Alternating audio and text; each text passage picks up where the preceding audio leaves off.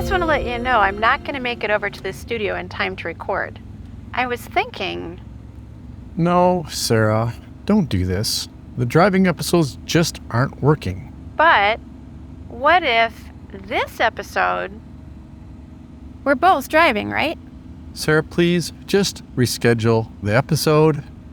There are only 4 episodes left. We must continue on. They can beef it up in post-production. Martin Luther died on February 18, 1546.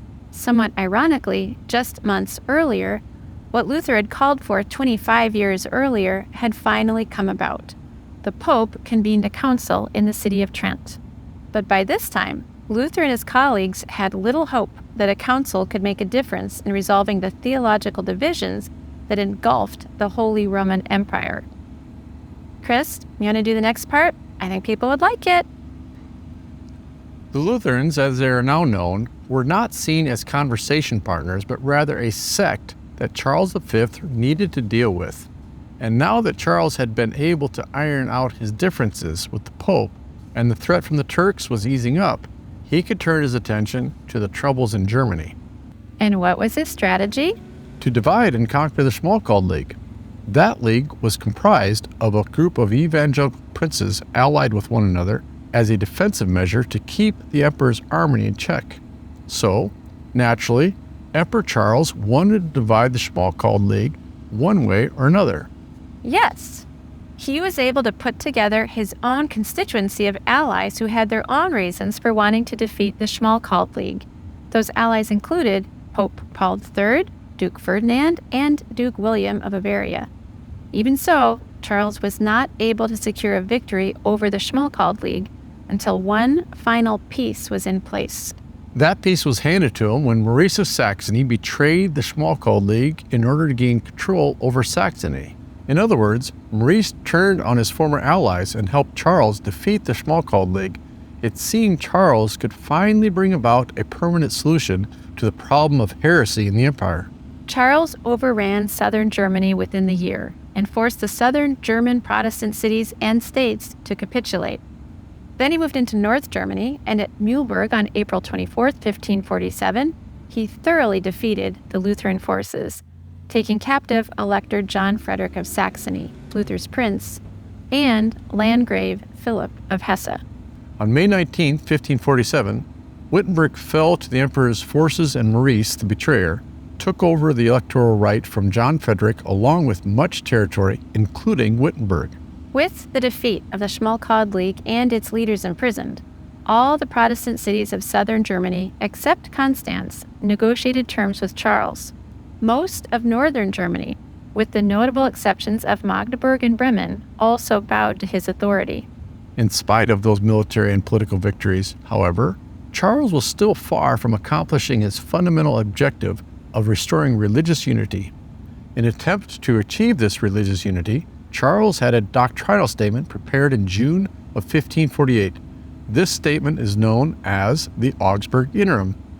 The Augsburg Interim was an attempt to reinstate basic Catholic doctrines in the German Protestant territories.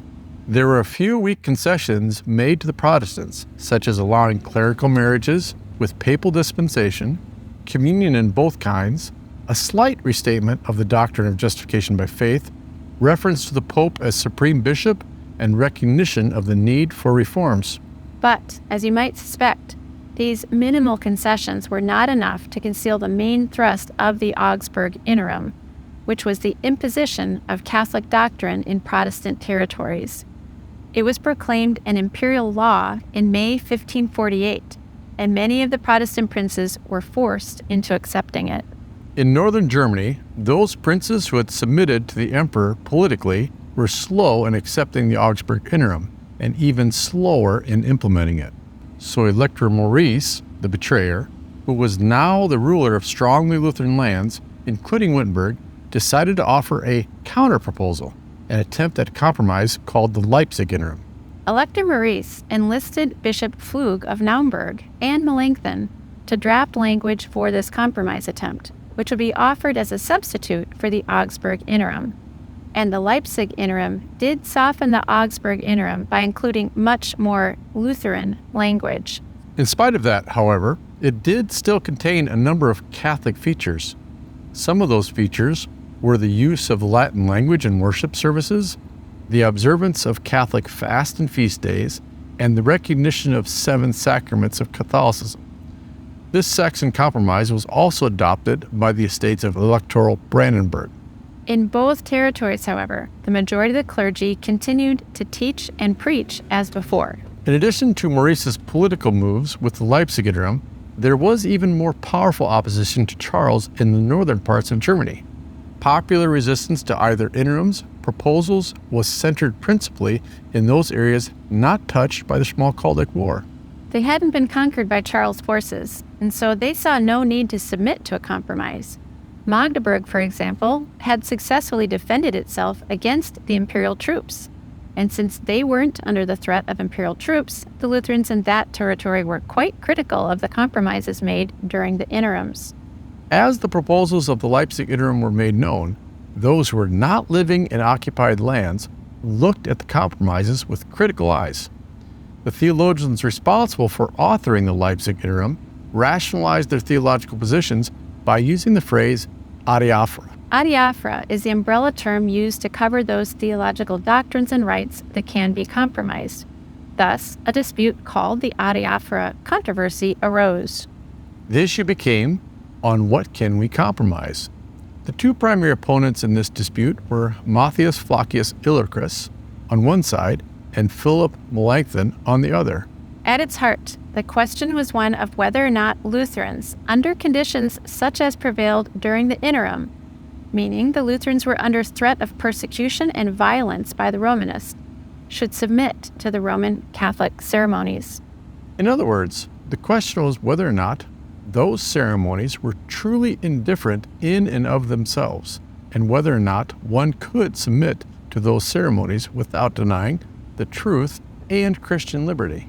Those who agreed with Melanchthon, called the Philippists, said yes, those Catholic ceremonies are indifferent. Those who agreed with Flacius, the so-called Gnasios, Gnasio meaning genuine, said absolutely not. Flacius and his colleagues, the Gnasio Lutherans, believed they were keeping the teaching of Luther and the Lutheran confessions, of course, claiming that one party or the other was following the footsteps of Luther was problematic. Why? Well, Luther was no longer speaking. He had died, so he was no longer around to look to as a final authority on these matters. So this was the stance of the Gnasios on the specific issue of Adiaphora. Flacius and his colleagues regarding the papacy as anti-Christendom.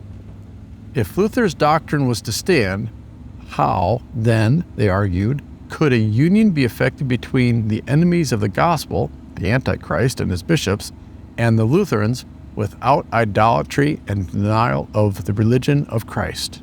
Their theological position may be summarized as this: ceremonies which God has neither commanded nor prohibited are adiaphora, or neutral things, and as such may be observed or omitted, adopted or rejected in normal circumstances. However, they said, under circumstances in which one's faith is at stake, those same ceremonies may become a matter of principle and conscience.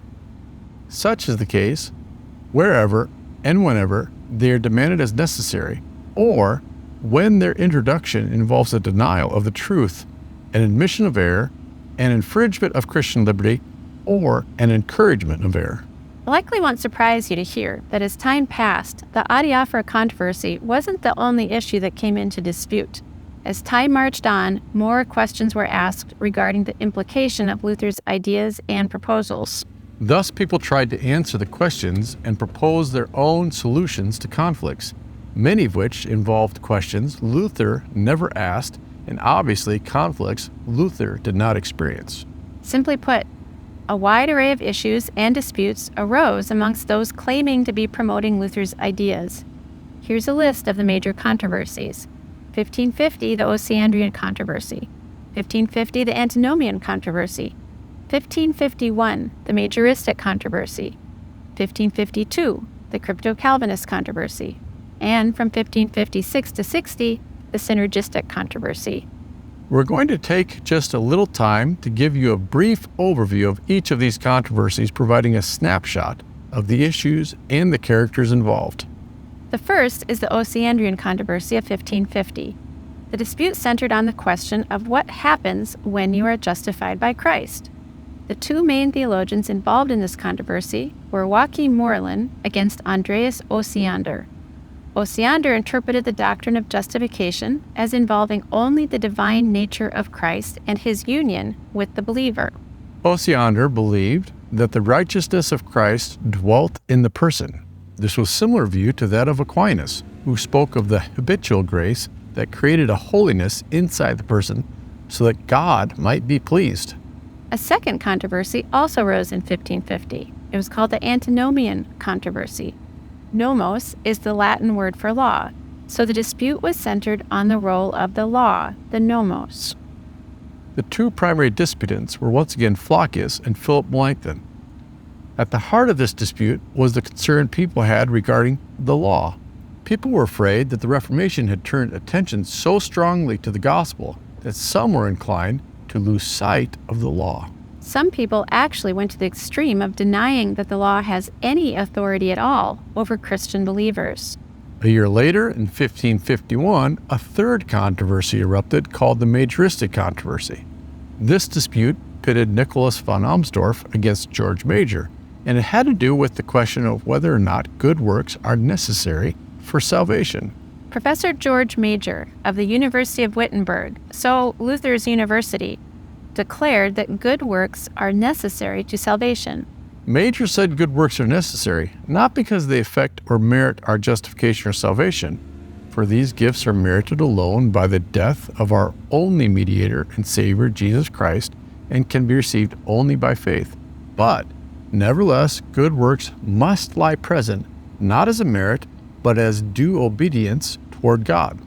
You can see why this might cause concern among many Lutherans, as it sounded more like a righteousness in our own works, and not justification by faith alone, as Luther taught.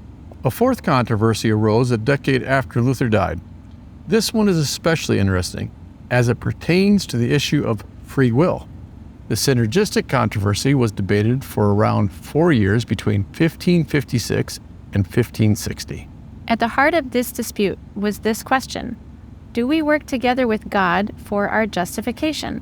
The primary theologians in the middle of this dispute were Flacius again, this time against Johannes Pfeffinger and Victorin Strigel. The heart of the issue was whether or not a person cooperates with God in their conversion.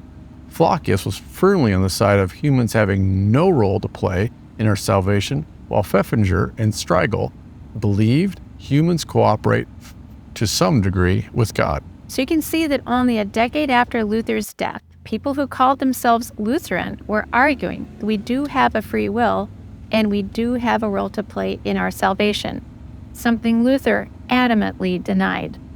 In 1552, the Crypto-Calvinist Controversy arose. Crypto meaning sneaky or hiding. The key concern in this controversy had to do with what is happening in the Lord's Supper. Is Jesus truly present? Or is Jesus present there by faith in the Word and not physically present? This controversy led to a separation between Lutheranism and Calvinism that remains to this day. The controversies named involved not simply the few individuals who were identified so far, but whole theological faculties and whole geographical territories. The strict Luther party, known as Gymnasial Lutherans, had its centers in Magdeburg and the University of Jena in Ducal Saxony. The followers of Philip Melanchthon, called Philippists or Melanchthonians, were strong at the universities of Wittenberg and Leipzig in electoral Saxony. Despite all of the theological infighting by the Lutherans on the political front, the Lutherans regained the upper hand militarily in their battles with the Emperor Charles. Prince Maurice, the betrayer, decided to betray the emperor this time. So he went back and helped the evangelicals defeat the emperor's army. As a result of the shift in power, Charles and the evangelical princes sat down at the negotiation table in Augsburg to hammer out a peace agreement. This peace agreement is known as the Peace of Augsburg, and it was signed on September 25, 1555. The terms of the Peace of Augsburg were the following. 1. The Lutheran princes, imperial knights, and imperial cities were guaranteed security equal to that of the Catholic estates, while both were obligated to maintain eternal, unconditional peace. 2. Each estate was given the right to choose between Catholicism and Lutheranism, according to the principle cuius regio, cuius religio, meaning whose realm, whose religion.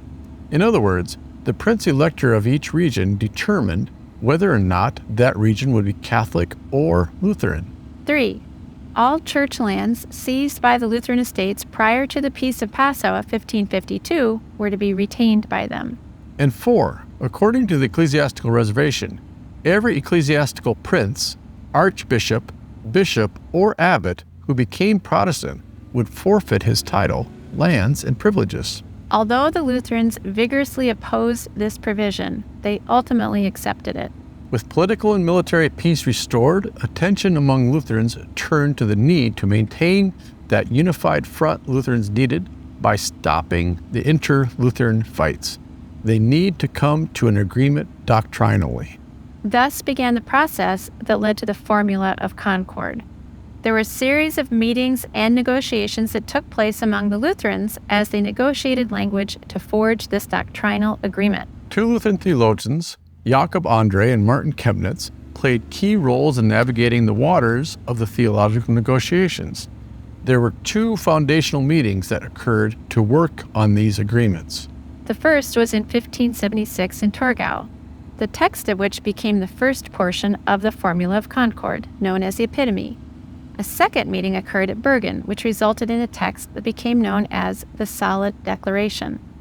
In spite of these efforts, the Formula of Concord was published in 1580, but was not adopted by all Lutheran churches. We'll leave the specifics of what is contained in the Book of Concord for another time. But for now, we'll let the language of the introduction to the Solid Declaration speak for itself as to the reason it was drafted and the goal the drafters had in publishing it. The Solid Declaration of the Formula of Concord of some articles of the Augsburg Confession, concerning which, for some time, there has been controversy among some theologians who subscribe thereto, decided and settled according to the analogy of God's Word.